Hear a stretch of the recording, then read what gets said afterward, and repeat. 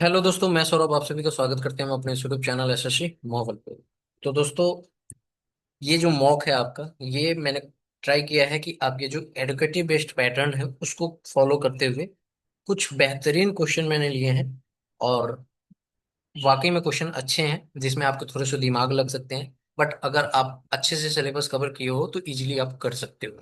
और यही टाइप के क्वेश्चन जो है आपके पेपर में आने की संभावना है, क्योंकि अगर आप मॉक टेस्ट दे रहे होगे कोई भी वेबसाइट पे तो उनके जो मॉक हैं वो थोड़ा सा इरिलेवेंट है मेरे अकॉर्डिंग।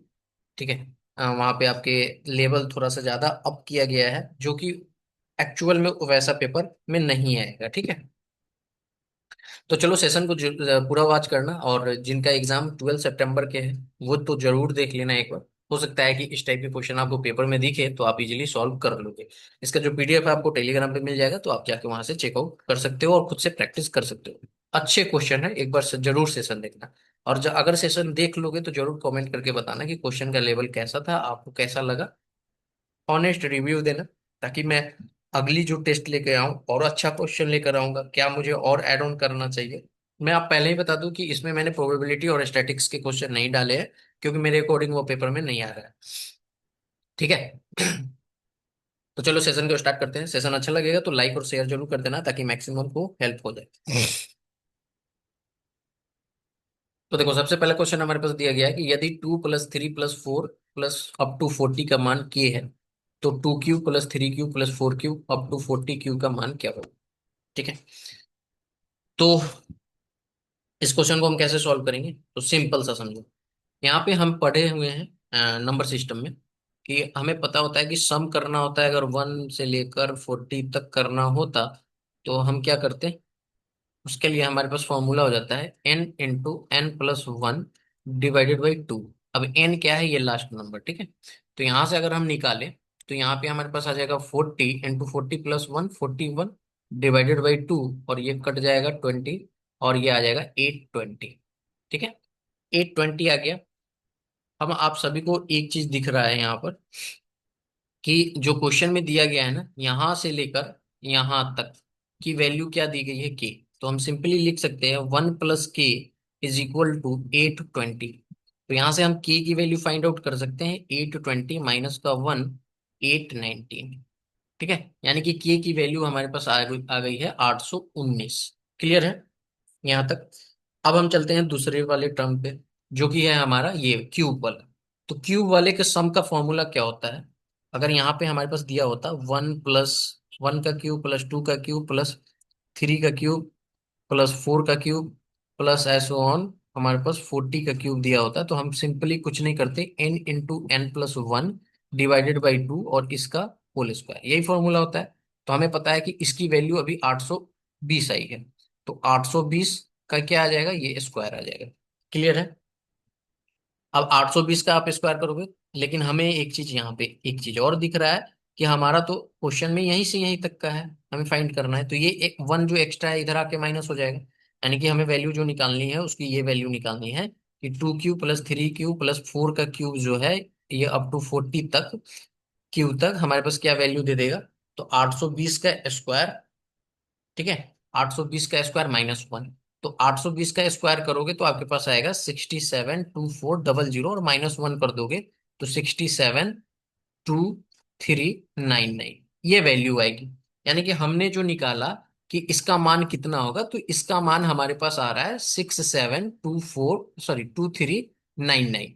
बट हम ऑप्शन में देख पा रहे हैं तो ऑप्शन में कहीं पे भी हमें ये वाली आंसर नहीं दिख रही है। तो हमारा ऑप्शन में पूरा की टर्म में वैल्यू दिया गया है। कोई इशू नहीं है, हमने की भी फाइंड आउट कर लिया है। की वैल्यू है हमारे पास 819। तो अब 819 अगर हम यहाँ पे पुट कर दें तो 819 और +1 820 हो जाएगा। और ये 820 का क्यूब तो इससे ज्यादा हो जाएगा, क्योंकि ये तो स्क्वायर तक ही है, तो ये तो आपका आंसर होगा नहीं। दूसरा देखो, 819 + 1 820 और उसका स्क्वायर है। तो स्क्वायर तो है, लेकिन उसके साथ एक माइनस भी है, तो ये तो आंसर नहीं होगा। तीसरा देखो, ये तो डेफिनेटली नहीं होगा क्योंकि 818 हो जा रहा है। इसको देखते हैं, तो यहाँ पे अगर आप देखोगे तो 819 और 819 और +2 कितना आ जाएगा, 821। इसको मल्टीप्लाई करोगे तो यूनिट डिजिट पे ये आ रहा है, यानी कि यही आपका आंसर होगा। आप ऐसे मल्टीप्लाई करके देख सकते हैं। ठीक है। यही आपका आंसर होगा। क्लियर है। तो ऑप्शन नंबर जो 4 है वो आपका करेक्ट आंसर है। तो देखो यही आपके पेपर में बहुत ज्यादा अगर पूछा जाएगा, लेंदी बनाया जाएगा, तो आपके यही है कि दो आपके यहाँ पे कंडीशन डाल दिए गए कि आपका एक तो सिंपल वाला भी याद होना चाहिए फॉर्मूला और एक क्यूब वाला भी याद होना चाहिए। उसके बाद इन्होंने क्या किया कि डिजिट में ना आंसर दे के आपका एक और काम थोड़ा सा बढ़ा दिया कि की वैल्यू तक दे दिया है, यानी कि आपके ऑप्शन को भी आपको यहाँ पर वैल्यू पुट करके थोड़ा सा कैलकुलेशन करना पड़ेगा। तो ऐसे ही पेपर में पूछा जाता है, ये नहीं कि बहुत कुछ पेपर में हार्ड पूछ लिया जाएगा, ठीक है। ये जो आपको मॉक टेस्ट में दे रहा हूँ ये आपको बहुत ज्यादा हेल्प मिलेगी इससे। और आप सभी को मैं बता दूं कि मैं ज्यादा टाइम नहीं था मेरे पास, तो मैंने हिंदी वाले ही यहाँ पर लैंग्वेज ले लिया है, ठीक है। नेक्स्ट क्वेश्चन कह रहा है यदि किसी वस्तु के विक्रय मूल्य को दो गुना कर दिया जाए तो इस पर होने वाला हानि प्रतिशत समान लाभ प्रतिशत में परिवर्तित हो जाता है, तो वस्तु पर होने वाला हानि प्रतिशत क्या था, यानी कितना हानि हो रहा था ये हमें बताना है। तो देखो हम सभी को पता है कि लॉस प्रॉफिट का फॉर्मूला क्या होता है। तो हम सभी जानते हैं कि सीपी होता है माइनस का एसपी होता है और अपॉन में सीपी होता है मल्टीप्लाई हमारे पास 100 होता है। वहीं पे प्रॉफिट परसेंटेज का अगर हम फॉर्मूला कहें तो हमारे पास क्या होता है एसपी माइनस सीपी। तो देखो यहाँ पे कह रहा है कि कब उसको प्रॉफिट और लॉस बराबर हो रहा है, जब उसका विक्रय मूल्य दो गुना हो जा रहा है, यानी कि 2 एसपी माइनस सीपी हो रहा है और अपॉन में यहाँ पर सीपी हो रहा है मल्टीप्लाई 100। ठीक है ये हो रहा है ना, तो ये जो है आपस में बराबर हो जा रहे हैं। क्लियर है। तो यानी कि हम डायरेक्ट कह सकते हैं ये इक्वल टू ये, तो अब सीपी और सीपी आपका कैंसिल आउट, 100 तो 100 कैंसिल आउट। तो हम लिख सकते हैं यहाँ पर 2 SP minus CP is equal to CP minus SP, लिख सकते हैं ना। अब यहाँ पे अगर आप देखोगे तो ये एसपी इधर आएगा तो ये आ जाएगा 3 एसपी, ठीक है, इज इक्वल्स टू ये सीपी उधर जाएगा तो 2 सीपी हो जाएगा। यहां से एसपी की वैल्यू अगर निकालनी पड़े तो हम लिख सकते हैं ना 2/3 सीपी एस थ्री, हाँ सीपी, ठीक है, 3 सीपी, 3 सीपी हो जाएगी। अब देखो 2/3 सीपी हो जाएगी तो इसकी हमें एसपी पता चल चुका है इतना है, सीपी हमें पता है सीपी है, तो हम प्रॉफिट निकाल लेंगे ना। कैसे निकालेंगे, सॉरी लॉस निकाल लेंगे ना। लॉस कैसे निकलेगा, तो लॉस के लिए आप क्या करते हो सीपी माइनस एसपी, तो एसपी की जगह पे कितना आया है 2/3 सीपी अपॉन में सीपी मल्टीप्लाई 100। अब यहां से देखो ये 3 सीपी माइनस 2 सीपी तो ऊपर सीपी ही आएगा और ये 3 नीचे आ जाएगा, 3 इंटू सीपी मल्टीप्लाई 100। और ये सीपी कैंसिल आउट हो जाएगा, 100 को जब 3 से डिवाइड करोगे तो 33 सही 1/3% आपका यहाँ पर आंसर आने वाला है। तो ऑप्शन नंबर कौन सा सही हो जाएगा, ऑप्शन नंबर 3 जो है सी जो है करेक्ट हो जाएगा। आप यहां से भी कर सकते थे, यहाँ पे अगर इसको मतलब आप सिंपली एक चीज समझ पाए ना कि यहाँ पे एसपी आपका इतना निकला, सीपी आपको पता है, तो हमें ये चीज पता चल पा रहा था कि लॉस जो है वो इतने के बराबर है। देखो यहाँ पे क्वेश्चन में ये कहा था ना कि लॉस और प्रॉफिट दोनों बराबर है, तो आप लॉस निकालो या प्रॉफिट निकालो बात बराबर ही है। तो आपका यहाँ से आंसर निकल गया कितना परसेंट, 33 सही 1/3%, ठीक है। ओके चले नेक्स्ट।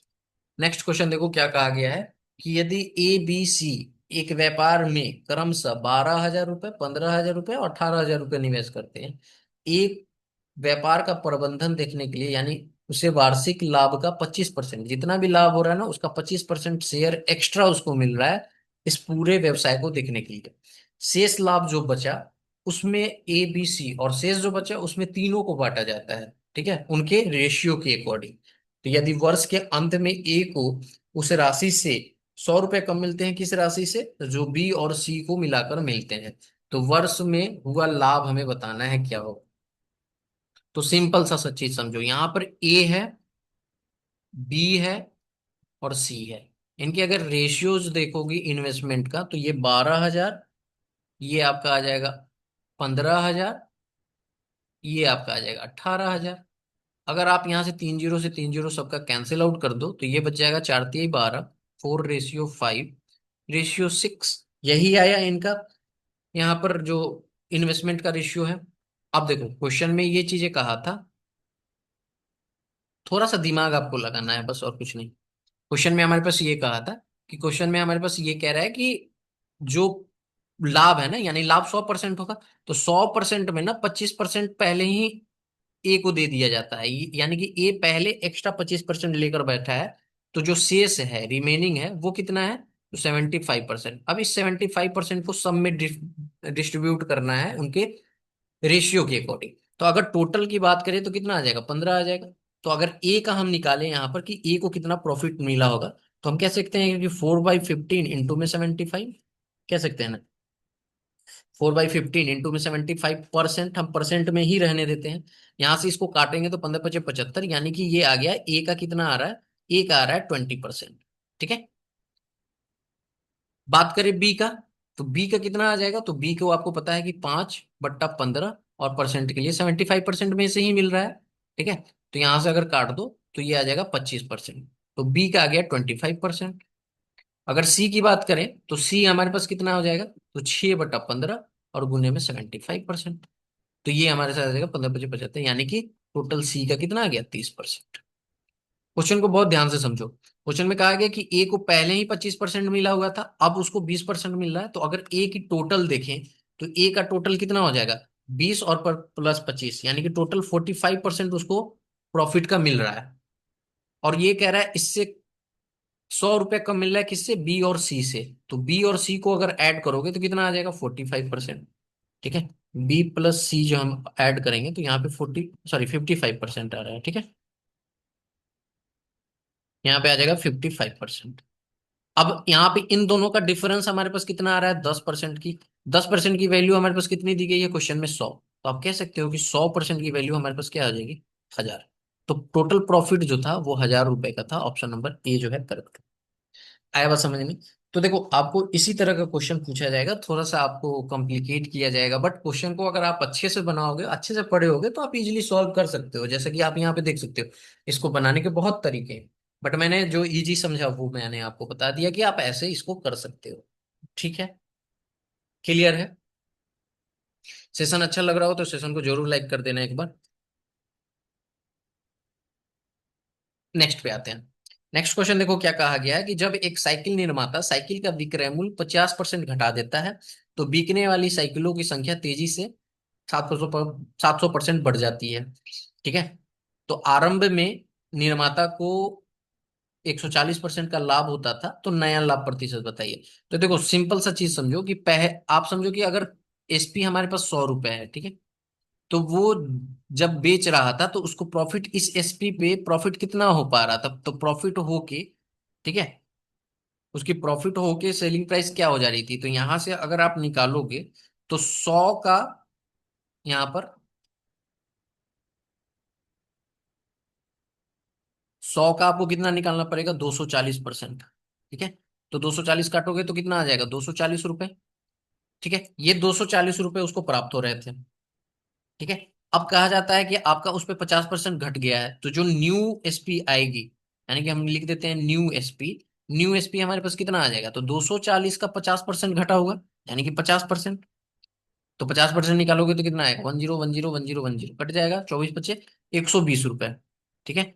तो नया जो आपका सेलिंग प्राइस होगा वो 120 रुपए होगा। क्लियर है। अब बात कर लेते हैं साइकिलों की संख्या पे। तो पहले एक साइकिल बेच रहा था, ठीक है, अब उसके साइकिलों में बढ़ोतरी कितनी की हो गई, 700%, यानी कि 800। तो एक का यहाँ पर 800% कितना आ जाएगा, तो आप कहोगे भैया 8, यानी कि अब 8 साइकिल बेच पा रहा है। क्लियर है। तो जो नया विक्रय मूल्य होगा, तो एक साइकिल के विक्रय मूल्य, यानी कि अब 8 साइकिल का विक्रय मूल्य कितना हो जाएगा, तो आप कहोगे 120 × 8 कितना आ जाएगा, 12×8 = 96 होता है ना, तो 960 रुपये हो जाएगा। क्लियर है। 960 रुपये होगा ना। क्लियर। अच्छा, 960 रुपये होगा। और यहाँ पे मैंने इसको एसपी क्यों माना, यहाँ पे सीपी होगा ना, ये सीपी होगा। ठीक है। सीपी 100। तो अगर आप देखो सीपी यहाँ पे हमारे पास 100 था, और यहाँ पे आप 8 वस्तु बेचे हैं, तो उसका कितना आया है, 8 साइकिल का, यहाँ पे 960 रुपये। तो 8 साइकिल को खरीदने के लिए हमें कितने रुपए देने पड़े होंगे, 800 रुपये। तो हमें प्रॉफिट पता चल पा रहा है। तो प्रॉफिट परसेंट के लिए हम क्या कर सकते हैं, तो हम कह सकते हैं कि 960 माइनस का 800 डिवाइडेड बाई 800 मल्टीप्लाई 100। ये 2 0 2 0 काट दो। यहाँ पे आपके पास कितना बच जाएगा, 160। 160 डिवाइडेड बाई कितना आ जाएगा, 8। 8 दूना 16, यानी कि आपका कितना आ गया, 20%। क्लियर है। तो ऑप्शन नंबर कौन सा सही हो जाएगा, ऑप्शन नंबर डी जो है करेक्ट हो जाएगा। यहाँ पे मैंने सीपी एसपी की जगह सीपी लिख दिया। ठीक है। सॉरी, सीपी की जगह पे एसपी लिख दिया था।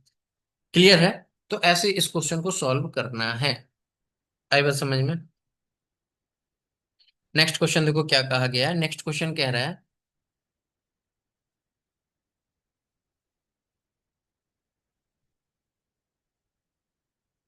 अच्छा फिर से वही क्वेश्चन आ गया है, ठीक है।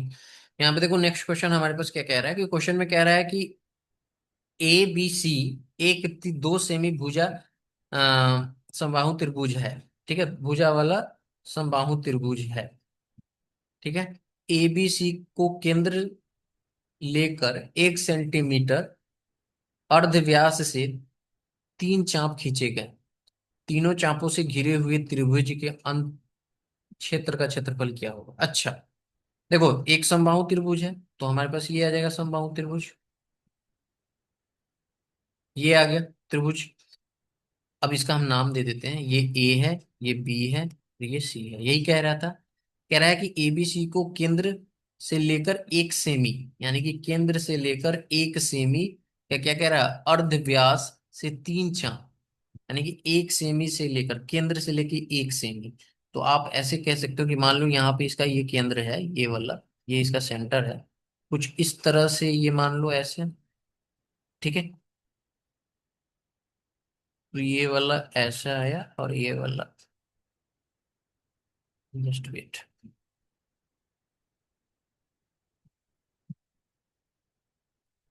ये पेन टेप से ना बनाने में प्रॉब्लम होता है।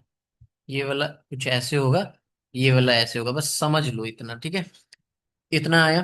अब इसके बाद हम क्या कर सकते हैं यहाँ पर, तो हमें कहा गया है, तो इसको हम थोड़ा सा शैडो कर लेते हैं इसको। ठीक है, ये हमारा है। तो अगर ये समझ में आई हुई है तो सब तो 60 डिग्री होगा। ये भी होगा 60, ये भी होगा 60, ये भी होगा 60, 60 डिग्री। ठीक है, ये तो इतना पता है। हमें निकालना किसका एरिया है, इस वाले पार्ट का, यही कहा गया है ना। तो तीनों चापों से घिरे हुए त्रिभुज के अंत क्षेत्र का क्षेत्रफल, इसी का क्षेत्रफल निकालना है। ठीक है, तो देखो यहाँ पे हमें पता है कि इसके फॉर्मूला क्या होता है, एरिया त्रिभुज, यानी कि समबाहु त्रिभुज के एरिया क्या होगा, तो √3। ठीक है, √3/4 इंटू क्या होता है, भुजा स्क्वायर। क्लियर है? तो भुजा हमारे पास कितना दिया गया था, 2 सेंटीमीटर, तो 2 का स्क्वायर कर दो। ठीक है, तो यहां से ये 4 और ये 4 कैंसिल आउट हो जाएगा। तो ये तीनों त्रिज्य खंड का क्षेत्रफल हमारे पास कितना आ जाएगा, वो आ जाएगा √3 सेंटीमीटर, यही आएगा। क्लियर है? यहां तक तो क्लियर है? ओके। अब देखो यहां से अगर त्रिज्य खंड का क्षेत्रफल का बात करो तो वो क्या होता है, थीटा, यानी कि 60 अपॉन में 360। ठीक है, ये फॉर्मूला आप पढ़े होगे, × 3 पाई। ठीक है, पाई, और कितना सेंटीमीटर का है यहाँ पर आपका है 1 सेंटीमीटर। तो इंटू का 1 का स्क्वायर, बस इसको काट दो, 60 आ जाएगा। ठीक है,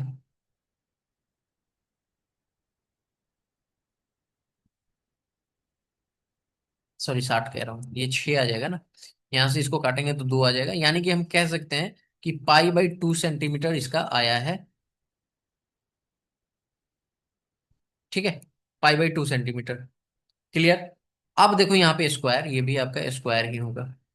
अब इसमें कहा है कि जो एरिया है उसका हमें निकालना है, इसका एरिया निकालना है, ये वाला, ये जो चाप से घिरा हुआ है उसका। तो हम क्या कर सकते हैं, सिंपली सिंपली आप ये कर सकते हो कि यहाँ पर हमें एक चीज पता चल चुका है कि त्रिज्यखंड का क्षेत्रफल ये है, और इसका हमारे पास क्या आया था, ये तो इतना माइनस इतना, यानी कि हम कह सकते हैं कि √3 माइनस पाई/2, यही हमारा होगा इसका एरिया।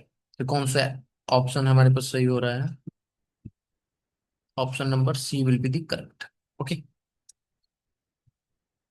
नेक्स्ट, कहा जाता है एक पानी टंकी में 3 नल हैं। ओके, ए बी तथा सी। ए 24 मिनट में 4 बाल्टी पानी भरता है, बी 1 घंटे में 8 बाल्टी, तथा सी जो है, नल सी 10 मिनट में 1 बाल्टी भरता है। तीनों नल एक साथ खोल दिए जाएं तो पूरी टंकी 2 घंटे में खाली हो जाती है। तो यदि 1 बाल्टी में 5 लीटर पानी आता है तो टंकी की क्षमता बताइए। ठीक है, तो इसको कैसे सॉल्व करेंगे? तो ये, इसलिए मैं आपको कह रहा हूँ कि ये सारे क्वेश्चन जो मैंने लिए ना, आपके थोड़े से दिमाग लगाने वाले हैं। आप देखो क्या कह रहा है कि 24 मिनट में 4 बाल्टी, तो अगर ए जो है 24 मिनट में 4 बाल्टी भरता है तो 1 मिनट में वो कितनी बाल्टी भर देता होगा, बताओ। 24 मिनट में 4 बाल्टी भर रहा है तो 1 बाल्टी कितने मिनट में भर रहा होगा, 1 बाल्टी। ठीक है, तो 1 बाल्टी के लिए हम क्या करेंगे, 24 को 4 से डिवाइड कर देंगे तो हमारे पास आ जाएगा 6 मिनट। यानी कि 1 बाल्टी वो 6 मिनट में भर रहा है। ठीक है, क्लियर है। तो 1 बाल्टी जब वो 6 मिनट में भरेगा तो दो 2 घंटे, 2 घंटे कितना होता है, तो 2 घंटे होता है 120 मिनट। 2 आवर हमारे पास अगर मिनट में चेंज करोगे तो कितना होगा, 120 मिनट। 120 मिनट होगा, यानी कि अगर हम देखें तो 120 मिनट में वो कितना बाल्टी भर देगा। तो 120 मिनट बनाने के लिए इसको हमें कितना से गुना करना पड़ेगा, तो 20 से। तो जब इसे 20 से गुना करोगे तो कहीं ना कहीं ए जो है 20 बाल्टी भर रहा होगा। यानी कि हम कह सकते हैं, ठीक है, हम ये कह सकते हैं कि ए जो है, ए 20 बाल्टी, 20 बाल्टी, ठीक है, 20 बाल्टी 2 आवर में कर रहा है। ठीक है, इतना चीज समझ में आ गया। यानी कि जो टाइम आपका दिया गया था 2 घंटे में, वो 2 घंटे हमने निकाल लिया यहाँ पर, तो वो हो रहा है 20 बाल्टी वो भर रहा है। उसी तरह सिमिलरली अगर हम बी की बात करें कि वो कितने बाल्टी भर देगा, तो यहाँ पे देखो कह रहा है कि बी 1 घंटे में 8 बाल्टी भरता है। अब 1 घंटे में 8 बाल्टी भरता है तो 2 घंटे में कितना भरेगा, तो आप सिंपली कह दोगे कि भैया बी जो है वो 16 बाल्टी भर देगा। तो बी कितना भरेगा, 16। अगर सी की बात करें तो सी कह रहा है कि 10 मिनट में 1 बाल्टी भरता है। ठीक है, हमें चाहिए, देखो 10 मिनट में 1 बाल्टी भर रहा है, हमें चाहिए कितना, 120 मिनट, तो 12 से गुना कर देंगे तो कहीं ना कहीं वो 12 बाल्टी भर रहा होगा। क्लियर है। तो हम देख पा रहे हैं कि टोटल बाल्टियों की संख्या कितनी हो गई हमारे पास, 20, 16, 12, यानी कि ये हो जाएगा 28 और 10, टोटल हो गई 48। कह रहा है क्या कि एक बाल्टी में कितने लीटर आता है, 5 लीटर। तो 5 से मल्टीप्लाई कर देंगे, 5 से मल्टीप्लाई करेंगे तो हमारे पास कितना आ जाएगा, 8 × 5 = 40, 4, 5 × 20, 4, 24, 240 लीटर। क्लियर है, ऑप्शन नंबर बी जो है करेक्ट होगा। तो ऐसा मतलब बस जस्ट आपको थोड़ा सा दिमाग यहाँ पर लगाना था और क्वेश्चन को सॉल्व करना था। ठीक है, देखो सेशन अच्छा लग रहा होगा तो सेशन को जरूर लाइक कर देना। एक त्रिभुज पी क्यू आर में माध्यिकाएं जो हैं, मीडियन की बात कही है, क्यू टी तथा आर यू बिंदु वी पर मिल एक दूसरे को प्रतिच्छेद करते हैं, मतलब इंटरसेक्ट करती है। रेखा पीवी एस जी आर से एस पर मिलती है। यदि पीवी की लंबाई जो है 2.4 सेंटीमीटर है तब पीएस की लंबाई क्या होगी। तो इसके लिए हमें जरूरत पड़ेगा क्या, हमें यहाँ पे जरूरत पड़ेगा,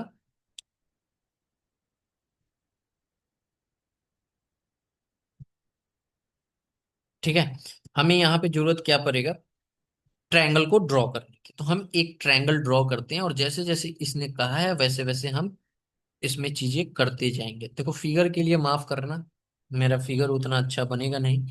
इसने कहा है क्या कि एक ट्रायंगल हमारा है पी क्यू आर, ये है पी, ये है क्यू और ये है आर। इसमें ये कह रहा है कि इसके दो माध्यिकाएं हैं, मीडियन है, और वो है आपका एक क्यू टी, तो क्यू से लेके टी तक है, और एक है आर यू, आर से लेकर कहाँ तक है, यू तक है, यही है। मिलता कहाँ पे है, भी पे। तो आर से लेके यू और की से लेकर टी। क्लियर, इतना हमने बना लिया। अब कह रहा है कि यहाँ पर भी में प्रतिनिधित्व करते हैं रेखा पी भी एस। अच्छा, एक रेखा आपका ये भी है जो आप यहाँ पे देख सकते हो, कह रहा है कि पी से लेके, सॉरी, पी से लेके बी से लेके एस तक है, यानी कि ये वाला है एक मिड, यहाँ पर भी रेखा है। ठीक है, यहां तक समझ में आ गया। जी आर से,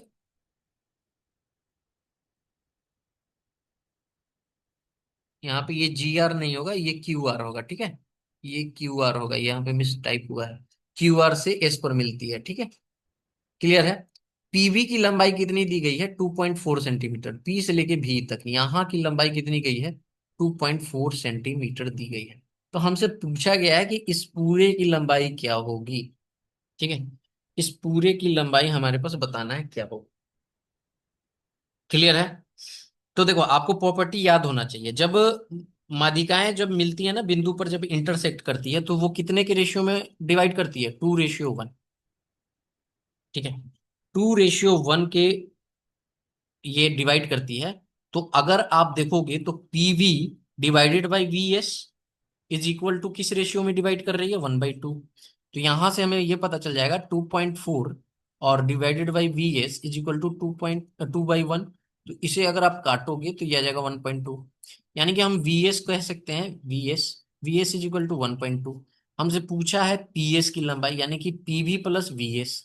ठीक है, तो पी एस की लंबाई हमसे पूछा गया है क्वेश्चन में।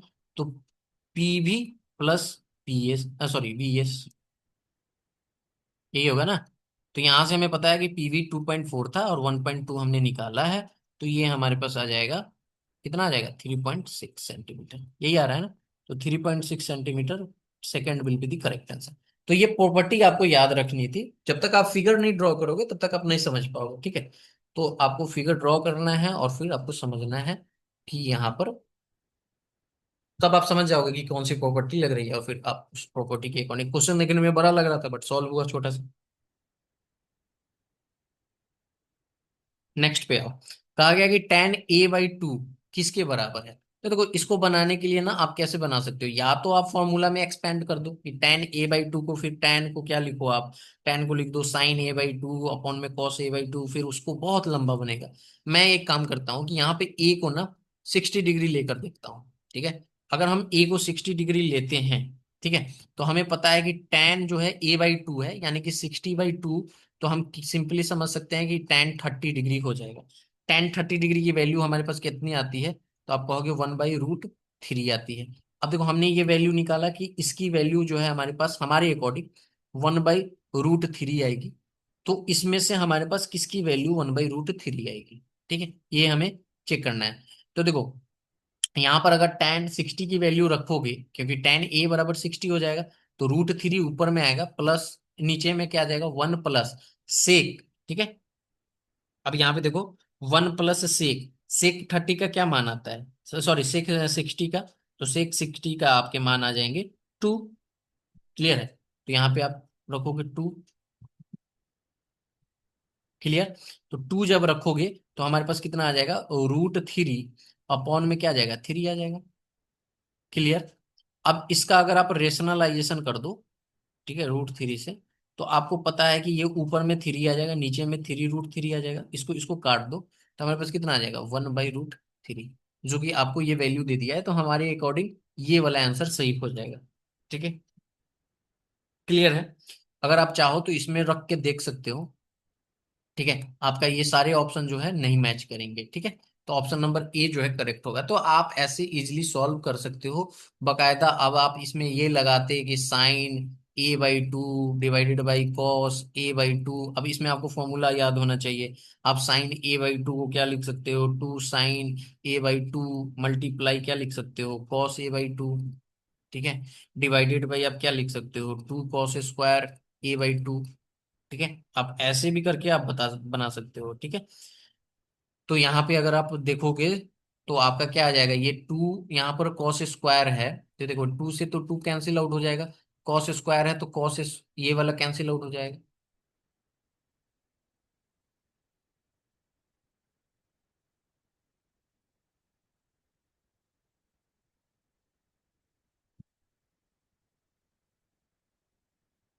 मैंने यहाँ पे कुछ गलती कर दिया क्या?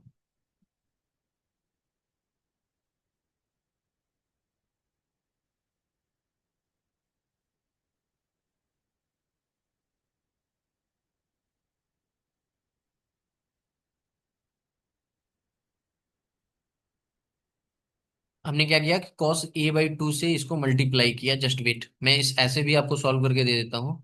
यहाँ पर हमने क्या किया, इसमें cos a/2 से हमने मल्टीप्लाई किया। तो यहाँ पर 2 cos a, तो 2 हमारे पास आ गया, तो 2 sin a/2 इंटू में cos a/2। ठीक है, नीचे में आ जाएगा 2 cos² a/2। अच्छा, हम मल्टीप्लाई कर रहे हैं तो फिर काटेंगे क्यों? ठीक है, इतना आया। तो इसको हम क्या लिख सकते हैं? सिंपली इसको हम लिख सकते हैं कि sin a अपॉन में क्या लिख सकते हैं? 1 प्लस cos a। क्लियर? इस फॉर्म में लिख सकते हैं। अब यहां से आप इसको क्या कर सकते हो, इसको आप डिवाइड कर दो ऊपर नीचे कॉस ए से, तो आपके पास क्या बन जाएगा, साइन ए। ठीक है, साइन ए अपॉन में कॉस ए डिवाइडेड बाई यहाँ पर 1 plus cos A divided by cos A. तो आपके पास ऊपर क्या बन रहा है, टेन, टेन ए बन रहा है, नीचे में क्या आ जाएगा आपका, नीचे में आपका क्या बन जाएगा, तो नीचे में आप सिंपली कह सकते हो कि 1 प्लस सेक ए बन जाएगा। ठीक है, तो यही तो हमारा ये वाला आंसर था। तो आप चाहे ऐसे सॉल्व कर लो या आप वैल्यू पुटिंग करके कर लो, कैसे भी कर लो। नेक्स्ट क्वेश्चन पे आते हैं। नेक्स्ट क्वेश्चन देखो क्या कहा गया है कि जो फिगर दिया गया है निम्नलिखित चित्र में ओ वृत्त का केंद्र है, ठीक है, तथा angle B A C N degree है, angle O B C M degree है। ठीक है, तब तब हमें बताना है, यानी कि एंगल एन, ये वाला एन डिग्री और ये वाला कितना है, एम डिग्री है। तब हमें बताना है कि इसमें से कौन सा कंडीशन सेटिस्फाई होगा। ठीक है, तो फिगर को देखो, तो यहाँ पे आपका जो सेंटर है वो ओ है। ठीक है, तो अगर आप देखो तो B O is equal to क्या है, ओ सी है ना, यानी कि हम कह सकते हैं ना कि B O is equal to O C, और ये आपका क्या है, रेडियस है। मैं स्मॉल से ही लिखूंगा, ये आपकी रेडियस है, यही है ना रेडियस। क्लियर है यहाँ तक। अब आप देखो यहाँ पे कहा गया है कि angle O B C, angle O B C is equal to angle O B C, O B C, angle O B C, ठीक है, इज इक्वल टू एंगल हमारे पास क्या आ जाएगा, अब ये क्या बीच में आ गया, जस्ट वेट, कुछ आ गया था। ठीक है, तो एंगल ओ बी सी और एंगल आपका कितना आ जाएगा, एंगल हमारे पास आ जाएगा, एक दूसरा एंगल हमारे पास आ जाएगा O C B, angle O C B is equal to M degree. Just wait wait wait wait. ठीक है, तो हम कह सकते हैं कि एंगल ओबीसी जो है वो इक्वल टू है एंगल ओसीबी के, जो कि एम डिग्री है, यानी कि ठीक है, यहां तक क्लियर है। तो हमारे पास एक ट्रायंगल बनता है, ट्रायंगल कौन सा ट्रायंगल बन रहा है, ट्रायंगल बनेगा बी सी ए। ठीक है, एक ट्रायंगल बनेगा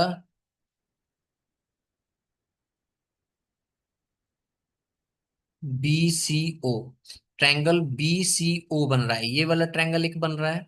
इस ट्रायंगल की अगर हम बात करें तो इस ट्रायंगल में हमें ये पता चल पा रहा है कि angle B O C, angle B O C को हम क्या लिख सकते हैं, 180 degree minus angle O B C plus angle O C B, लिख सकते हैं ना। ठीक है, तो यहां से हमें पता है इसकी भी एम और इसकी भी एम, 2m, तो हम लिख सकते हैं 180 degree minus 2m degree. Clear है, एक चीज यहां से समझ में आ गया। अब अगर बात करोगे यहां पर एन का, ठीक है, तो जो एन डिग्री की बात है यहाँ पर एन वाले का, तो उसका यहाँ पे बात करोगे तो ये कौन सा एंगल है आपका, एन डिग्री जो है। अब एन वाले आप फॉर्मूला पढ़े होगे, ये जो है आपका यहाँ पर, और ये एन डिग्री है, तो एन को हम लोग ऐसे भी लिख सकते हैं कि एंगल बी ओ सी का हाफ।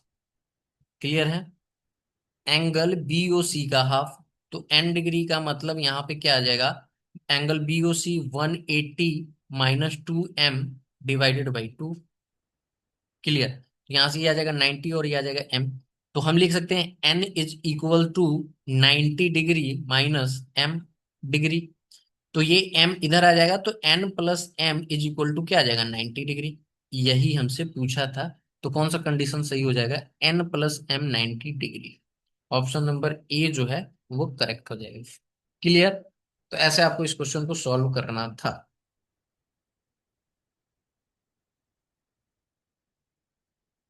चलिए नेक्स्ट, नेक्स्ट पे आते हैं। कहा कि राजू ने निश्चय किया कि वह नौकरी पाने के 3 वर्ष बाद शादी करेगा। कक्षा ट्वेल्थ उत्तीर्ण करते समय वह 17 वर्ष का था। कक्षा 12th उत्तीर्ण करने के बाद उसने स्नातक की पढ़ाई 3 वर्ष में पूरी की एवं पीजी कोर्स 2 वर्ष में पूरा किया। पीजी का कोर्स करने के ठीक 1 साल 1 वर्ष बाद उसकी नौकरी मिलती है, तो वह किस उम्र में शादी करेगा? ठीक है। तो देखो क्या कह रहा है कि 17, यहाँ पे देखो, राजू ने निश्चय किया कि नौकरी पाने के 3 वर्ष बाद वो शादी करेगा। तो 12th में उत्तीर्ण करते समय वो कितने साल का था? 17 साल का था। ठीक है। 17 प्लस, वो कह रहा है 12th उत्तीर्ण करने के बाद उसने स्नातक की 3 साल की पढ़ाई की, तो 3 साल उसमें ऐड करो। फिर उसने 2 साल में पीजी का कोर्स किया, फिर उसके 1 साल के बाद क्या हुआ, उसका यहाँ पर जॉब लग गई। तो ये कितना हो गया? यहाँ पर अगर ऐड करें तो 20, 7, 17, 3, 20 और 3, 23।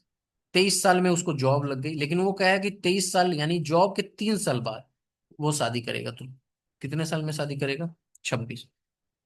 तो क्या क्या है, वह किस उम्र में शादी करेगा? तो 26। 26 will be the correct answer. अगर वो पूछा होता कि पीजी के समय वो कितने वर्ष का था, तो 23 वर्ष का था। ठीक है, ये ऑप्शन होता है। तो आपके ऑप्शन पूछे गए हैं कि वो शादी किस वर्ष में करेगा, तो वो है आपका यहाँ पर 26 वर्ष।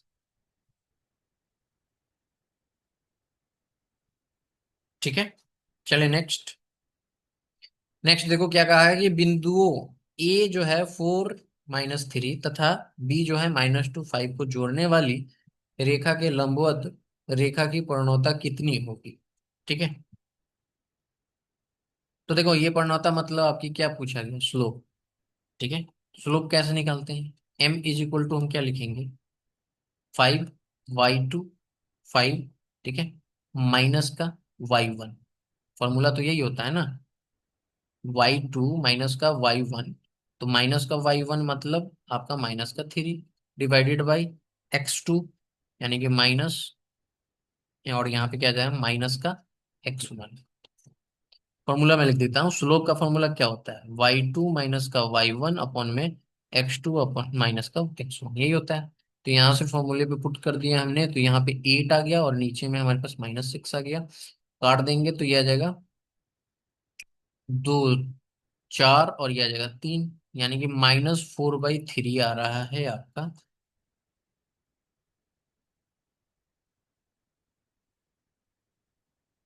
ठीक है, -4/3 हमारे पास आया। अब वो पूछ रहा है ना कि जोड़ने वाली लंबवत रेखा की कितनी होगी, प्रणवता कितनी होगी।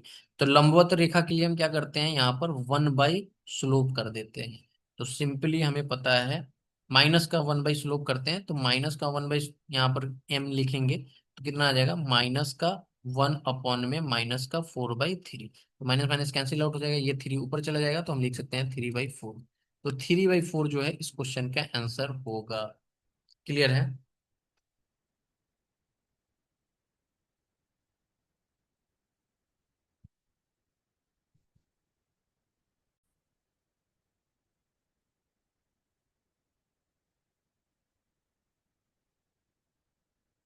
नेक्स्ट क्वेश्चन पे आते हैं। नेक्स्ट क्वेश्चन देखो क्या कहा गया है कि 8 संख्याओं का औसत जो है 20 है। यदि प्रथम दो संख्याओं का योगफल 31 हो, अगली संख्याओं का औसत 21 सही 1/3 हो तथा सातवीं और आठवीं संख्या छठी संख्या से क्रमशः 4 और 7 अधिक हो, तो आठवीं संख्या हमें बतानी है। ठीक है। तो सिंपल सा चीज देखो, 8 संख्याओं का औसत कितना है, 20 है, तो टोटल कितना हो जाएगा, टोटल हमारे पास हो जाएगा 20 × 8, 160। यही होगा। पहली दो संख्याओं का योग कितना है, पहली दो संख्याओं का योगफल कितना है? ठीक है, तो वो है हमारे पास 31। अगली तीन संख्याओं का योगफल कितना है, अगली तीन संख्याओं का औसत जो है वो है 21 सही 1/3।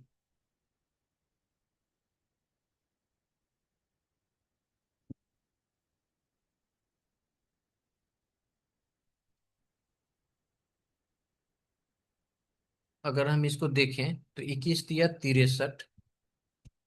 ठीक है, यहाँ पे कुछ गलती है क्या? 21 × 3 = 63 और 1 64/3।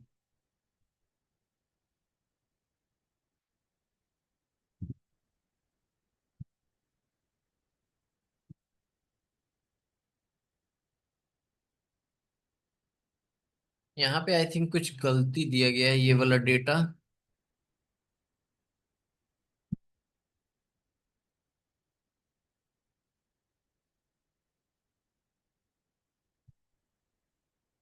यस सही है, देख लेते हैं। यहाँ पे देखो 64/3 आएगा। तो अगर टोटल की बात कर देंगे तो अगले तीन का तो कितना आ जाएगा, तो 64 ही आएगा। चलो ठीक है, एक बार 64 पे ही लिख के बना लेंगे, ठीक है। तो 64 यहाँ पे समझना है, ठीक है। तो अगली तीन संख्याओं का जो योग हो जाएगा वो हमारे पास कितना आ जाएगा, हमने अभी निकाला 64 आ जाएगा, ठीक है। यानी कि पहली दो संख्याओं का योग हमारे पास 31 है, अगली तीन संख्याओं का 64 है। यहाँ इतना तक समझ में आ गया, ठीक है। अब आपसे कह रहा है क्वेश्चन में,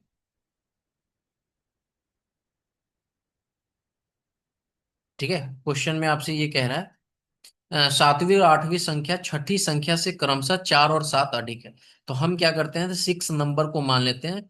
सिक्स नंबर को हम क्या मान लेते हैं, एक्स मान लेते हैं, ठीक है। तो जब सिक्स नंबर को एक्स मानेंगे तो सेवेंथ हमारे पास क्या आ जाएगा, सेवेंथ हमारे पास आ जाएगा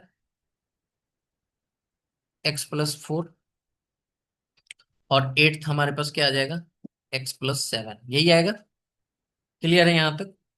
अब देखो यहां से,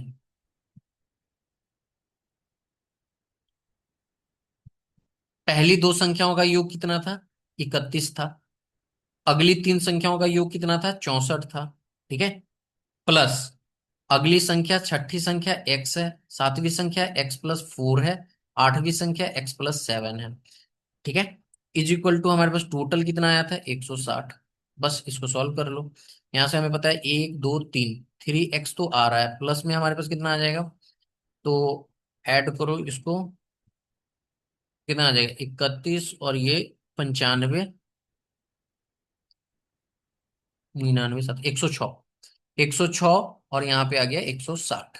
अब यहाँ पे 3x की वैल्यू हमारे पास 160 माइनस का 106 करो, तो ये हमारे पास दे देगा कितना, तो आप कहोगे ये आपके पास दे देगा 54। अगर इसको हम काट दें तो ये हमारे पास आ जाएगा कितना, 18 3 54। तो x की वैल्यू हमारे पास कितनी आ गई है, सॉरी 18। x की वैल्यू हमारे पास आ चुकी है 18। x की वैल्यू हमारे पास 18 आ चुकी है। अब हमसे पूछा क्या गया है कि आठवीं संख्या बताइए, तो आठवीं संख्या क्या होगी, 18 प्लस में 7, तो 25। तो 25 will be the correct answer, option number B जो है वो करेक्ट होगा। ऐसे आपको सॉल्व करना था, ये एवरेज का अच्छा क्वेश्चन था। नेक्स्ट पे आओ, ये और खतरनाक क्वेश्चन है। कहा गया कि एक रेलगाड़ी 3584 किलोमीटर की दूरी 2 दिन 8 घंटे में तय करती है। Very good. यदि इसने पहले दिन 1440 किलोमीटर तथा दूसरे दिन 1608 किलोमीटर की दूरी तय की हो, तो रेलगाड़ी शेष यात्रा के लिए औसत चाल पर पूरी यात्रा के लिए औसत चाल से कितना अंतर होगा, ठीक है। तो देखो यहाँ पर टोटल दूरी जो है उसकी है वो कितनी है, 3584, ठीक है। वो कवर कितना कर लेता है, पहले दिन इतना करता है, दूसरे दिन इतना करता है। तो अगर हम यहाँ पे रिमेनिंग डिस्टेंस निकालें तो हमारे पास कितना आ जाएगा, हम कह सकते हैं कि 3584 माइनस का इन दोनों का ऐड, यानी कि 1440 प्लस में 1600। तो हमारे पास आ जाएगा 3584 माइनस का, आप कर दो 8 6, सॉरी 8 4, और ये 30 आ जाएगा ना। तो माइनस करो यहाँ पर, तो ये आ जाएगा 14 में से 8 गया 6, यहाँ पे 3, और ये आ जाएगा 5, 536। तो जो रिमेनिंग डिस्टेंस है वो 536 किलोमीटर हमारे सामने निकल कर आ रहा है। क्लियर है। 536 किलोमीटर हमारे पास डिस्टेंस निकल कर आ रहा है। वो क्वेश्चन कह रहा है कि क्वेश्चन में कहा था ना कि 8 घंटे में तय करती है, 2 घंटे, सॉरी 2 दिन 8 घंटे। तो जो रिमेनिंग है वो आपकी 8 घंटे में कितना करेगी, क्योंकि 2 घंटे में तो वो इतना कर ली हो ना, मतलब कि 2 घंटे में उसने 3048 किलोमीटर की दूरी तय की। तो 8 घंटे में जो 536 बचा है वही करेगी, ठीक है। क्लियर है। तो स्पीड यहां से अगर हम निकालें तो स्पीड हमारे पास क्या आ जाएगी, तो हम कह सकते हैं कि 536 डिवाइडेड बाई 8, उसको काट दो तो कितना आ जाएगा, 8 6 48, 8 7 56, 67 किलोमीटर पर आवर। क्लियर है। यानी कि जो शेष दूरी जो था उसने कितने में कंप्लीट किया होगा, 67 किलोमीटर पर आवर में। यानी कि उसकी स्पीड टोटल जो थी ना वो 67 किलो पर आवर थी। ठीक है, 67 किलोमीटर पर आवर। अब पूरी यात्रा के अगर आप देखोगे, पूरी यात्रा का यहाँ पर औसत चाल, ठीक है, क्लियर है। तो पूरी यात्रा का यहाँ पर औसत चाल अगर आप निकालोगे तो कितना आ जाएगा, देखो समझो। यहाँ पे क्या कहा गया है कि हमारे पास जो था वो कितना कर रहा था, यहाँ पर जो रिमेनिंग दूरी थी उसकी स्पीड आ रही है 67 किलोमीटर। अगर हम पूरी यात्रा का देखें तो पूरी यात्रा की डिस्टेंस हमारे पास है 3584। टाइम कितना लग जाएगा, तो 8 घंटे ये, और 2 दिन में कितना घंटा होता है, दो, एक दिन में 24 घंटे, 24 24 48, और 8 कितना हो जाएगा, 56 घंटा। 56 घंटा के अनुसार इसको निकालो, काटो, इसकी स्पीड कितनी आ जाएगी। तो चलो सॉल्व कर लेते हैं। 5 बार में जाएगा तो कितना आ जाएगा, 5 छक 30। ठीक है, 30। हमारे पास बच जाएगा 3 50 25, 25, 6 25 30। अच्छा अच्छा, जाके 36 हो जाता। हाँ ठीक है। तो ये 5 बार में जा रहा है। ठीक है, तो एक बार सॉल्व कर ही लेते हैं ना। 358 है, सॉरी, ये देखो यही मिस्टेक होता है। 300 हमारे पास कितना है, 300, या मैं ऐसे कर लेता ना, 8 से काट लेता हूँ ना। ठीक है, 8 7 56, 8 से काटेंगे। ठीक है, तो यहाँ पे 8 से काटेंगे, या इसको मैं 7 से ही काट लेता हूँ। 7 8 56, 7 5 35। ठीक है, 7 एकम 7, 12 7 84। ठीक है, ये आ गया। अब 8 से इसको काटेंगे तो 8 से काटने पे हमारे पास क्या आ जाएगा, 8 से काटने के बाद आएगा 8 पच्चे 40, 8 छक 48, 8 बजे 40, 8 छक 48, राइट। यही आ रहा है ना।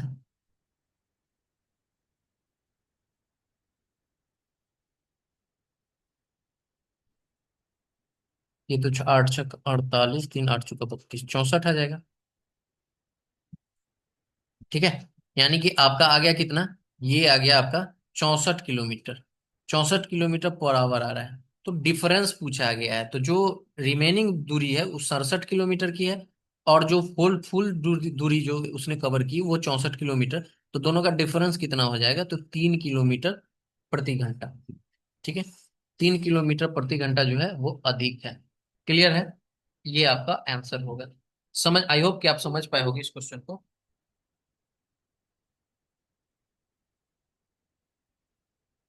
नेक्स्ट देखो।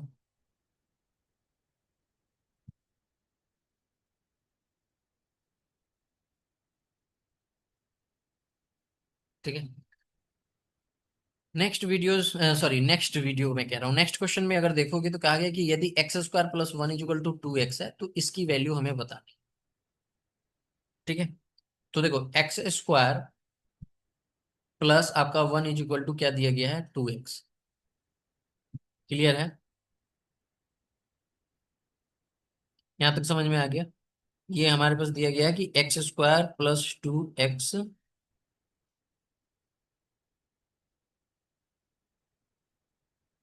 हाँ, तो यहाँ से अगर इसको हम सॉल्व करें तो हमारे पास क्या हो सकता है, इसको अगर 2x को इधर करेंगे तो हमारे पास आ जाएगा x² माइनस का 2x प्लस में 1 = 0।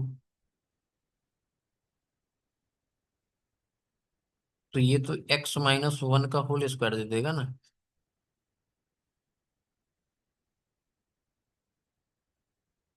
x की वैल्यू 1 आ जाएगी, यही होगा ना। x की वैल्यू 1 आ जाएगी, तो x की वैल्यू अगर 1 आ जाएगी तो x की वैल्यू को पुट कर देंगे तो हमारे पास क्या आ जाएगा, 1 + 1 अपॉन में यहाँ पर हम करेंगे 1 - 3 + 1। यहाँ पे तो नीचे -1 आएगा और ऊपर में आ जाएगा 2। तो 2/-1 कितना आ जाएगा, -2। ऑप्शन नंबर डी जो है वो करेक्ट होगा, राइट। डी हमारा करेक्ट हो जाएगा ना। तो इजी सा क्वेश्चन था। नेक्स्ट क्वेश्चन देखो क्या कहा गया कि एक व्यक्ति ऊर्ध्वाधर निरीक्षण टावर से देखता है कि एक कार समान गति से टावर की तरफ आ रही है। यदि वह 30 और 45 डिग्री का अवमन कोण को बदलने में 12 मिनट लेती है तो कितनी जल्दी वह कार निरीक्षण टावर पर पहुंच जाएगी। तो देखो ये हाइट एंड डिस्टेंस का अच्छा क्वेश्चन है। ठीक है।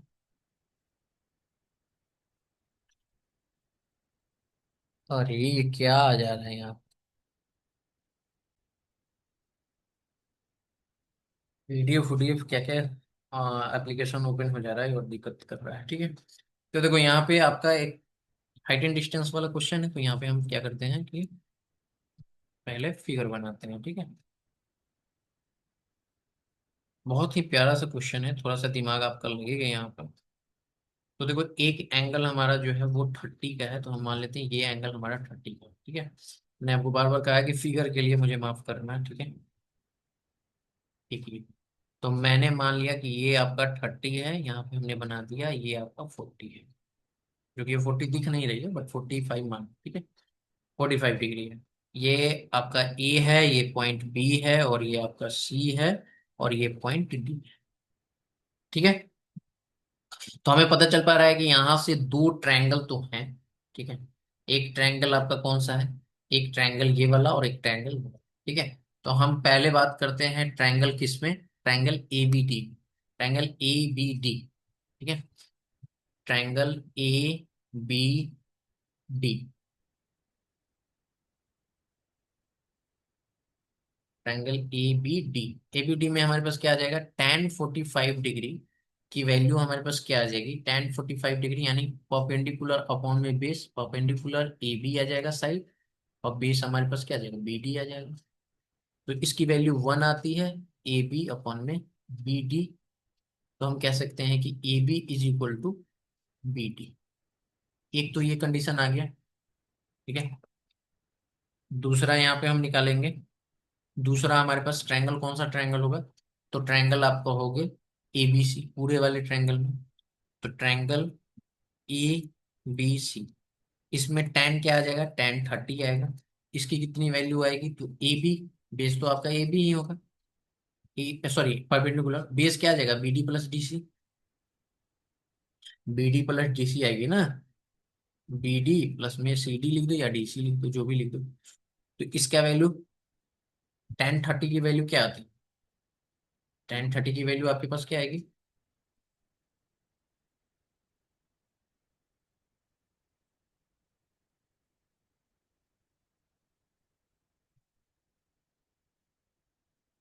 1/√2 √3।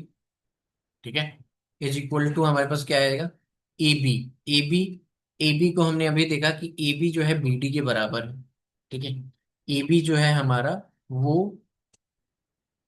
बी डी के बराबर है। तो हम ए बी को यहाँ पे क्या लिख सकते हैं,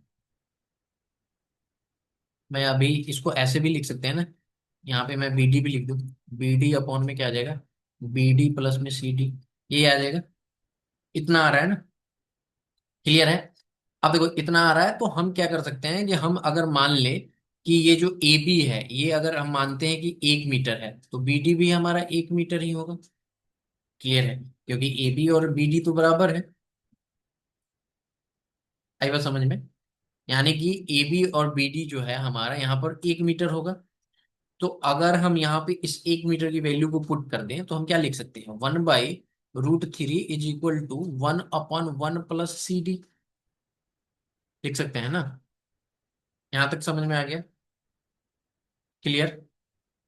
अब देखो इस सी डी की वैल्यू अगर हम निकालें, तो सी डी की वैल्यू हम क्या लिख सकते हैं, यानी कि यहां से हम इसको उठा के यहां ला रहे हैं, तो हम लिख सकते हैं 1 plus C D is equal to √3। तो सी डी की वैल्यू हमारे पास क्या आ जाएगी, √3 माइनस का 1, ये आएगा, √3 माइनस का 1 आएगा सी डी की वैल्यू। यहाँ तक क्लियर है, सी डी की वैल्यू हमने निकाल लिया, क्या निकाल लिया, √3 माइनस का 1 मीटर। अब मैं इसको इरेज कर दूं सारे को, जस्ट फिगर छोड़ने देते हैं यहाँ पर, और ये दो वाली इक्वेशन हम रहने देते हैं। तो सी डी की वैल्यू हमारे पास आ चुकी है √3 + 1। अब देखो यहाँ पे क्वेश्चन में आपका क्या कहा गया ना कि 12 मिनट की टाइमिंग भी दी गई है। ठीक है, तो अब आप यहाँ पे देखोगे हमने सी डी की वैल्यू क्या निकाला, √3 - 1। ठीक है, क्लियर। अगर मैं कहूं कि यहाँ से बी सी की वैल्यू क्या आएगी, तो बीसी की वैल्यू आप क्या कह सकते हो, तो बीसी की वैल्यू आप कह सकते हो कि B D plus C D. तो बी डी हमारे पास 1 प्लस सी डी हमारे पास √3 - 1, ये कैंसिल आउट हो जाएगा। तो बी सी हमारे पास क्या आ जाएगा, √3 मीटर। क्लियर है। बी सी हमारे पास क्या आ जाएगा, √3 मीटर आएगा ना। यहां तक क्लियर हो रहा है। क्वेश्चन को अगर देखोगे तो क्वेश्चन में कहा गया है कि वो जो 30 से 45 का कोण जो बदल रही है ना, उसको बदलने में 12 मिनट का टाइम लगता है।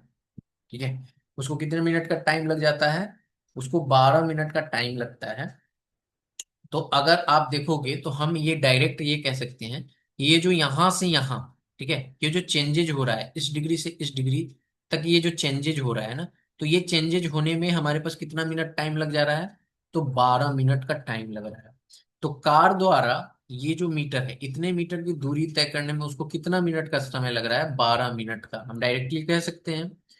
ठीक है, तो 1 मीटर में जब आप सोचो, √3 - 1 मीटर में उसको 12 मिनट लग रहे हैं, तो 1 मीटर, 1 मिनट में, 1 मीटर में वो कितना मिनट वो लेगा, तो आप कहोगे 12 डिवाइडेड बाई √3 - 1, यही होगा ना। क्लियर है। यानी कि √3 डिवाइडेड बाय, सॉरी, 12 अपॉन में √3 डिवाइडेड -1, यही आएगा। अब इसका आप रेशनलाइजेशन कर दो। ठीक है, रेशनलाइजेशन करोगे, रेशनलाइजेशन करने के बाद आपके पास क्या आएगा, सो देख लो। सिंपल सा रेशनलाइजेशन करोगे तो 12 अपॉन में √3 -1 इंटू में √3 + 1 अपॉन में √3 + 1। तो यहाँ पे आपका बन जाएगा ये 12 इंटू √3 + 1। और यहाँ पर आपकी वैल्यू क्या आ जाएगी, ये दोनों स्क्वायर यानी कि 3 - 1, 2 दे देगा। तो इसको हम डायरेक्ट 2 लिख सकते हैं, 2 इसको काट देंगे 6। अब देखो ये हमारे पास आ गया 6 इंटू में √3, √3 की वैल्यू हमारे पास क्या आएगी, 1 पॉइंट, आपको पता है 1 पॉइंट क्या होता है, 1.732 + 1। तो ये हमारे पास आ जाएगी 6 इंटू 2.732, यही आएगी। ठीक है, अब इसको अगर आप मल्टीप्लाई करो तो अप्रोक्स जो है 16.392 आएगा। ठीक है, तो हमारा आंसर कौन सा सही हो जाएगा,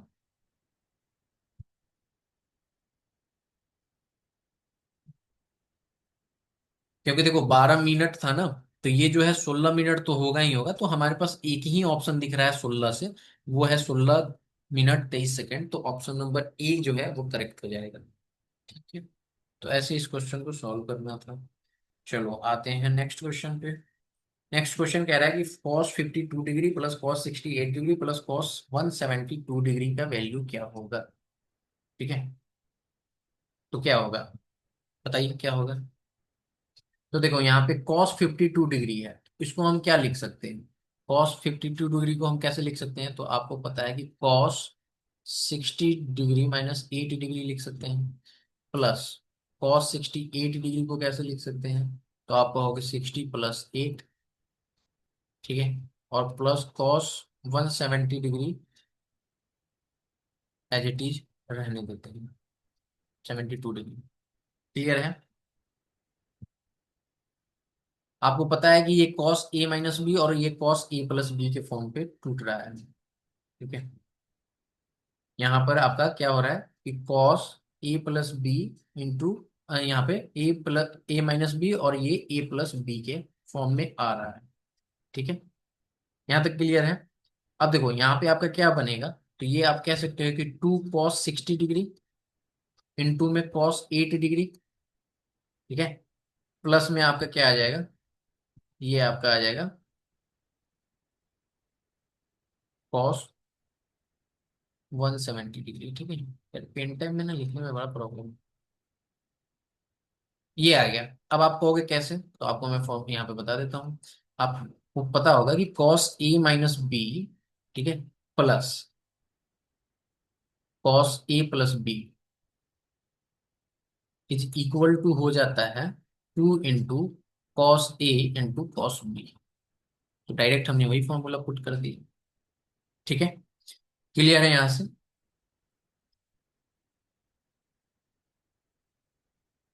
अब देखो cos 60 डिग्री की वैल्यू क्या आ जाएगी, 1/2। तो ये कैंसिल आउट हो जाएगा, 1 आ जाएगा, यानी कि हम सिंपली कह सकते हैं कि cos 8 प्लस डिग्री प्लस में cos 172 डिग्री। अब इसको एक्सपेंड करना पड़ेगा, ठीक है। तो क्या आ जाएगा, 2 into cos 8 plus 172 divided by 2 into cos 172 - 8 divided by 2, यही होगा। यहां से हमने फॉर्मूला लगा लिया। कौन सा formula, cos C plus cos D का फॉर्मूला यहाँ पे लगाया हमने, ठीक है।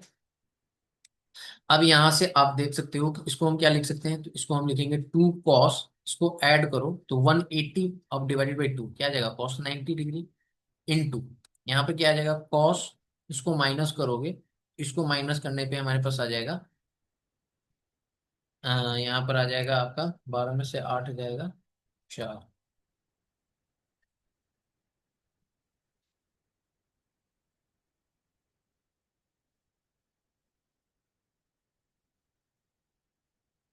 यहाँ पर आपका कितना आ जाएगा, इसको अगर हम डिवाइड, माइनस ही हो रहा है ना, तो 8 दूना 16, राइट। तो ये आ जाएगा आपका 84, 84 ही आएगा, एक बार मैं चेक कर लेता हूँ। 72 को अगर हम डिवाइड कर दें, 8 दूना 16, 12, 86 -4, सॉरी 82 आएगा, 84 में लिख रहा हूँ, 82 आएगा, ठीक है। 82 आ रहा है, 82, 82 आ गया, cos 82 डिग्री, क्लियर है। आप सभी को पता है कि cos 90 की वैल्यू क्या आ जाती है, जीरो, जीरो के साथ कुछ भी होगा तो क्या दे देगा, जीरो दे देगा, ठीक है। यहाँ पर हमारे पास क्या आता है ना, कितना आ जाएगा, जीरो आ जाएगा। तो इस तरह से आपको इस क्वेश्चन को सॉल्व करना है, ओके।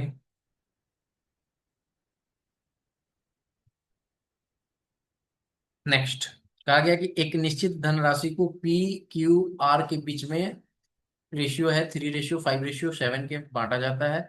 यदि आर द्वारा प्राप्त धनराशि क्यू द्वारा प्राप्त धनराशि से 4,000 रुपये अधिक हो तो पी और क्यू द्वारा प्राप्त धनराशि क्या होगी, ठीक है। तो रेशियो आपको ध्यान देना है, ठीक है। ये रेशियो हमारे पास क्या दिया गया है, तो मैं पेन चेंज कर लेता हूँ एक बार। यहाँ पे देखो क्या कहा गया है कि P/Q/R, ये तो इजी ही क्वेश्चन है। 3:5:7 है। कह रहा है कि आर द्वारा प्राप्त धनराशि क्यू द्वारा प्राप्त धनराशि से 4,000 अधिक है, ठीक है, क्लियर है। तो देखो यहाँ पर अगर अनुपातिक योग देखोगे, यहाँ पर इन दो सब का योग, तो आपके पास कितना आ जाएगा, 15, ये 15 आ जाएगी, क्लियर है। अब आप क्वेश्चन के अकॉर्डिंग देखोगे तो वो कह क्या रहा है कि आर द्वारा, यानी कि 7/15, और डिफरेंस आप देखो यहाँ पर कितना, 5/Q से ही है ना, 15 इज इक्वल्स टू कितना है, 4,000, क्लियर है। तो यहाँ से अगर आप देखो तो ये 15 15 आप हटा दो तो यहाँ से 2/15 आ जाएगा, तो 2/15 इज इक्वल टू आपके पास कितना है, 4,000। इसको काट दो, 2,000, 2,000 को मल्टीप्लाई करो 3 से तो कितना आ जाएगा, 30,000। तो एक यूनिट की वैल्यू आपके पास कितनी आ गई यहाँ पर, 30,000। यानी कि जो यहाँ पे एक्स ही मान लो, तो एक्स की वैल्यू आपकी कितनी आ गई, 30,000, ठीक है। हाँ, 30,000 आ गया, ठीक है। अब टोटल जो आपका यहाँ पे 30,000 आ चुका है, तो आपसे पूछा क्या गया है कि वो पूछ रहा है ना पी और क्यू द्वारा प्राप्त कुल धनराशि, यानी पी का निकाल लो और क्यू का निकाल लो, दोनों का निकाल लो पता चल जाएगा।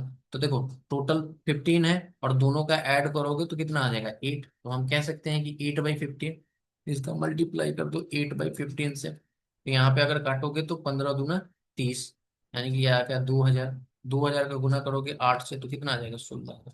उन दोनों का जो धनराशि प्राप्त होगा वो सम जो होगा वो 16,000 रुपये होगा, क्लियर है। नेक्स्ट पे आते हैं। नेक्स्ट क्वेश्चन में कहा गया कि एक आदमी ने यहाँ पर 60,000 रुपये रुपए जिनमें से कुछ 5% की दर पर और तथा शेष जो है 4% की दर पर साधारण ब्याज को उधार दिए, ठीक है। यदि कुल वार्षिक ब्याज 2560 रुपए हो तो 4% की दर उधार दी गई धनराशि बताइए। अच्छा क्वेश्चन है, ठीक है। तो देखो, यहाँ पर टोटल जो अमाउंट है वो कितना है, 60,000, ठीक है। 60,000 हमारे पास अमाउंट है, दो पार्ट में डिवाइड किया गया है। एक को 5% के इंटरेस्ट पे दे रहे हैं, दूसरे को 4%। जो रिमेनिंग अमाउंट है उसको हम कितना पे दे रहे हैं, 4% के इंटरेस्ट पे दे रहे हैं। क्लियर है। तो अगर आप देखोगे तो यहाँ पर टोटल जो उनको ब्याज मिल रहा है वो 2560 रुपये मिल रहा है, ठीक है। क्लियर है। 2560 रुपये मिल रहा है। तो अगर मैं बात करूं कि ये जो 2560 रुपये मिल रहा है ये दोनों को मिलाकर, यानी 5 और 4 दोनों को मिलाकर मिल रहा है, तो अगर टोटल रेट ऑफ इंटरेस्ट की मैं बात कर दूं तो हमें पता चल चुका है कि ऐसा ही हमारे पास 2560 है, गुने 100 फॉर्मूला होता है, डिवाइडेड बाई 60,000 प्रिंसिपल था, मल्टीप्लाई हमारे पास क्या होगा,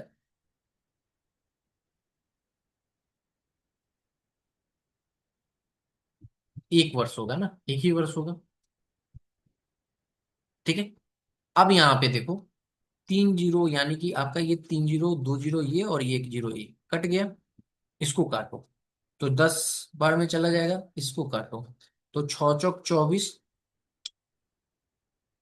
नहीं नहीं नहीं, ये आपका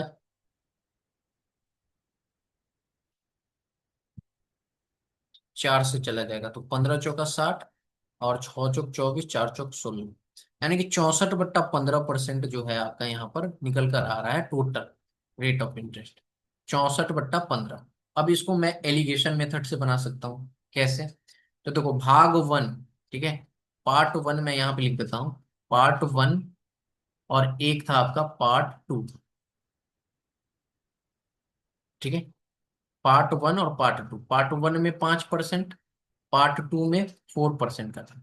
टोटल जो रेट ऑफ इंटरेस्ट आ रहा है वो 64/15 है। तो बस आप निकाल लो, ठीक है। यहां से निकालोगे तो ये आपका माइनस करोगे तो 15 चौका 60, यानी कि ये आ जाएगा 4/15%। और इसको अगर आप माइनस करोगे तो 75 में से चला जाएगा तो 11/15%, यही आ रहा है। अगर 15 15 को काट दो नीचे वाले को तो आपके रेशियो निकल कर आ जाएंगे, 4/11। देखो, मैं बहुत आराम से आपको पढ़ा रहा हूँ ताकि आपको दिक्कत नहीं। तो 4/11 आ जाएगा। आपसे पूछा क्या गया है कि 4% पर दी गई उधार धनराशि हमें बताना है, ठीक है। तो 4% पे दी गई तो टोटल 15 आ जाएगा, यानी कि 4/15 गुने में टोटल धनराशि कितनी थी, 60,000। तो 15 चौका 60, 4,000, 4 गुने 4 कितना आ जाएगा,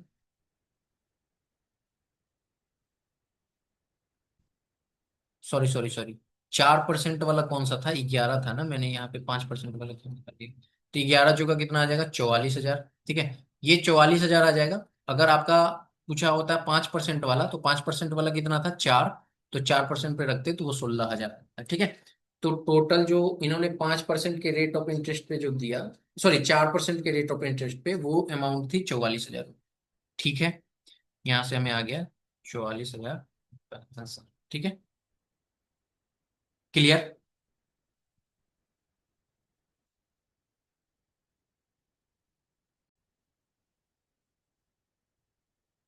ठीक है, चलो नेक्स्ट क्वेश्चन पे आते हैं हम। देखो, सेशन अच्छा लग रहा होगा तो सेशन को जरूर लाइक करना। नेक्स्ट क्वेश्चन हमारे पास कहता है 20 नंबर क्वेश्चन, यदि tan theta is equal to m/n m+1 और tan phi is equal to m+1 upon में m है, तो हमें थीटा प्लस फाई की वैल्यू पता नहीं है क्या होगा। तो सिंपल हम एक चीज कर सकते हैं यहाँ पे कि tan थीटा प्लस फाई की वैल्यू अगर हम देखें तो हमें पता है a+b के फॉर्म पे क्या आ जाएगा, फॉर्मूला होता है tan theta tan a plus में tan b यानी tan फाई अपॉन में 1 माइनस का आपका tan a यानी tan theta into tan phi. Clear है। ये फॉर्मूला आपको पता होगा। अब वैल्यू पुट कर दो।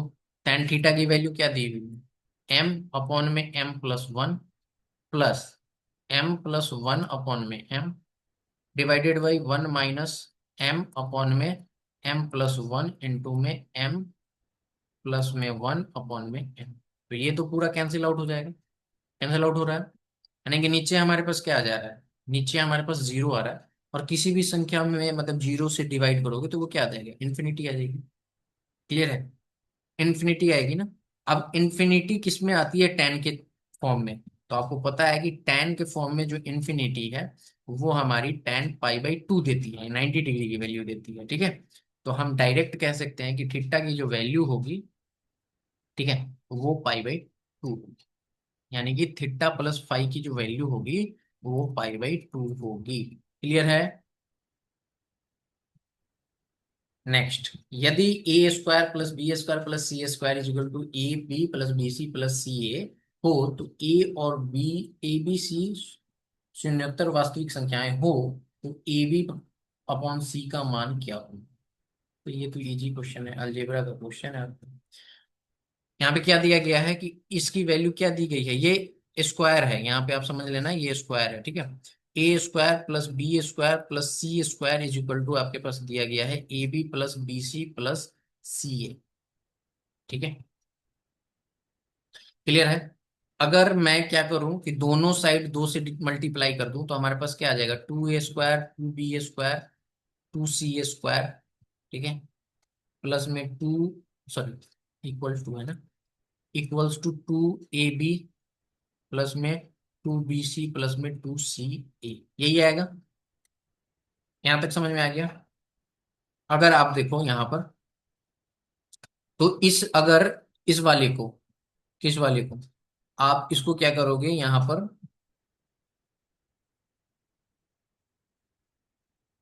आगे लिख सकते हो ए स्क्वायर, ठीक है, ए स्क्वायर माइनस का इस टू ए बी को इधर लाओ, ए बी, ठीक है, और फिर आपका यहां पर क्या आ जाएगा,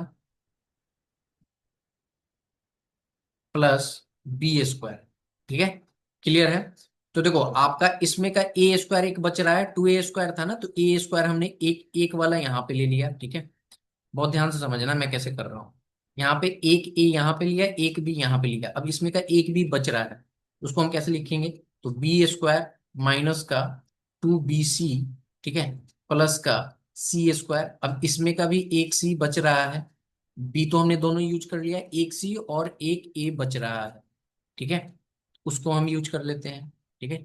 फिर प्लस कर देंगे, प्लस, क्लियर है, प्लस यहाँ पे क्या आ जाएगा सी स्क्वायर, ठीक है, आया, सी स्क्वायर माइनस का टू ए सी, और एक जो ए बचा हुआ था वहां पे ए स्क्वायर इज इक्वल टू क्या आ जाएगा, जीरो। ये हमने सब यूज कर लिया। हमें पता चल चुका है कि ये पहले वाला क्या आ जाएगा, पहले वाला ए माइनस बी का होल स्क्वायर दे देगा, दूसरे वाला बी माइनस सी का होल स्क्वायर दे देगा, और तीसरे वाला जो है सी माइनस ए का होल स्क्वायर दे देगा। तो बेसिकली हमने ऐसे बनाया इस इक्वेशन को, ठीक है। यहां से ये दे देगा। अब देखो, यहां से अगर आप देखोगे तो इसकी वैल्यू ये लिख सकते हैं, यानी कि आप ये लिख सकते हो सिंपल, सिंपल से क्या लिख सकते हो कि A minus B is equal to zero. तो ए बी की वैल्यू क्या आ जाएगी, यानी कि ए की वैल्यू बी आ जाएगी। उसी तरह आप क्या लिख सकते हो, B is equal to C, B की वैल्यू सी आ जाएगी, ठीक है। उसी तरह सी की वैल्यू क्या आ जाएगी, ए आ जाएगी। क्लियर है ना। तो हमसे पूछा क्या गया है कि ए प्लस बी, तो ए की वैल्यू क्या है, बी प्लस बी, यानी कि सी, ठीक है, और सी की वैल्यू क्या है, ए।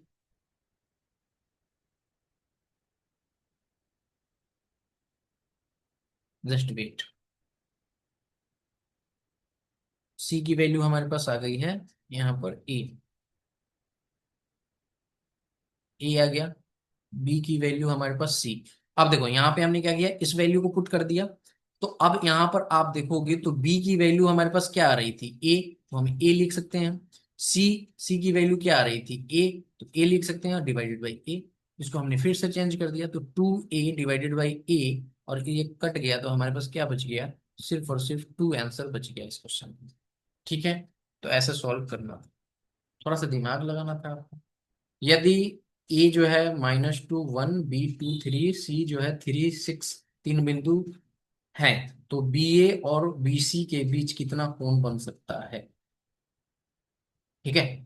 तो देखो यहाँ पे अगर हम बी ए की स्लोप की बात करें, बी ए का स्लोप यानी कि एम की अगर हम बात करें, तो हमें पता है वाई टू, हम कौन से पॉइंट ले रहे हैं, बी और ए में से, वाई टू मतलब थ्री, माइनस का वन, क्लियर, एक्स टू यानी कि थ्री, माइनस का, यहाँ पर माइनस माइनस करेंगे तो प्लस टू हो जाएगा, सॉरी ये टू है ना, टू आ जाएगा, ठीक है। तो यहाँ पे हमारे पास क्या आ जाएगा, ऊपर आ जाएगा टू, नीचे आ जाएगा फोर, तो ये आ जाएगा 1/2। बीए का आ गया, यहाँ पे बीए और बीसी की बात कही गई। बीसी का अगर हम स्लोप देखें एम, तो बीसी की क्या आ जाएगी, मैं इसको M1 लिख देता हूँ, इसको M2 लिख देता हूँ। तो यहाँ पर Y2 यानी कि 6 माइनस आपकी क्या आ जाएगी, 6 - 3 अपॉन में यहाँ पर आ जाएगा 3 - 2। तो ये ऊपर आ जाएगा 3 अपॉन में आ जाएगा, यानी कि ये आ जाएगी 3। यानी कि M1 एंड M2 की वैल्यू हमारे पास 1/2 एंड 3 आ चुकी है। अब देखो यहाँ पे कह रहा है कि दोनों कोनों के बीच अगर थीटा की बात करें तो आपको फॉर्मूला पता होगा, tan थीटा क्या होता है, फॉर्मूला मॉड के अंदर होता है M2 माइनस का M1 अपॉन में 1 + M1 × M, यही होता है फॉर्मूला। तो यहाँ से आप फॉर्मूले में पुट कर लो, M2 की वैल्यू 3M माइनस का 1/2, मॉड के अंदर आपके पास ये सारा चीज है, ठीक है। और यहाँ पे आ जाएगा 1 + 1/2 × सॉल्व कर लो। तो 6 में से एक चला जाएगा आपका, यहाँ पर आ जाएगा 5/2, और नीचे में आ जाएगा 2 × 1 = 3, 3 × 6, यही आ रहा है ना, 3/2 और 2 5, यानी कि 5/2। तो ये कैंसिल आउट हो जाएगा, तो हमारे पास बच कितना गया, यानी कि यहाँ पे आ रहा है tan θ = 1। तो 45 डिग्री की वैल्यू होती है, तो दोनों के बीच का एंगल कितना है भैया, 45 डिग्री है। नेक्स्ट क्वेश्चन पे आते हैं, कहा गया 33 नंबर क्वेश्चन, tan 54 डिग्री को कैसे लिख सकते हैं। तो देखो tan 54 को कैसे लिख सकते हैं, सिंपल सा है। tan 54 को हम ऐसे लिख सकते हैं, tan 45 डिग्री प्लस में 9 डिग्री।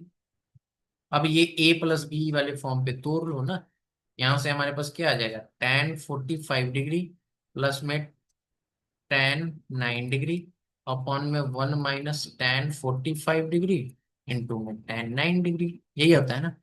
ऊपर आ जाएगा 1 + में tan 9 डिग्री, नीचे आ जाएगा हमारे पास 1 - tan 9 डिग्री, यही आ रहा है।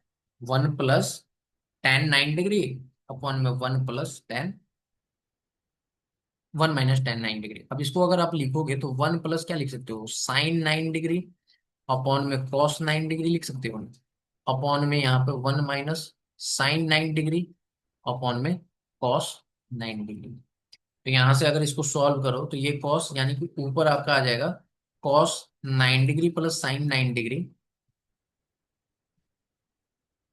नीचे का cos और नीचे का cos कैंसिल आउट हम कर देते हैं, तो डायरेक्ट यहाँ पे बचेगा क्या है, cos 9 डिग्री माइनस का sin 9 डिग्री।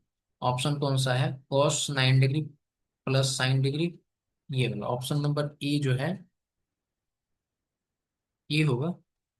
नहीं, नीचे भी 9 आ गया है ना, कॉस आ गया है, तो नीचे तो नहीं होगा। Option number D, they will be the correct answer, ठीक है। तो देखो ये आपके 25 क्वेश्चन थे जो मैंने आपको सॉल्व करा दिए, और ऐसा ही पेपर आएगा मुझे जहां तक लगता है, जरूर कमेंट करके बताना, ठीक है। कमेंट करके जरूर बताना कि कैसा लगा आपको ये सेशन, और सेशन देखने के लिए बहुत बहुत धन्यवाद। अगर अच्छा लगा होगा तो सब्सक्राइब एक कर देना हमारी इस एफर्ट के लिए, ताकि मैं आपके लिए और एफर्ट लगाऊं और अच्छे अच्छे क्वेश्चन डालूं, ठीक है। मिलेंगे अगली क्लास में, तब तक इतना ही। जय हिंद, जय भारत, सभी को ख्याल रखिए।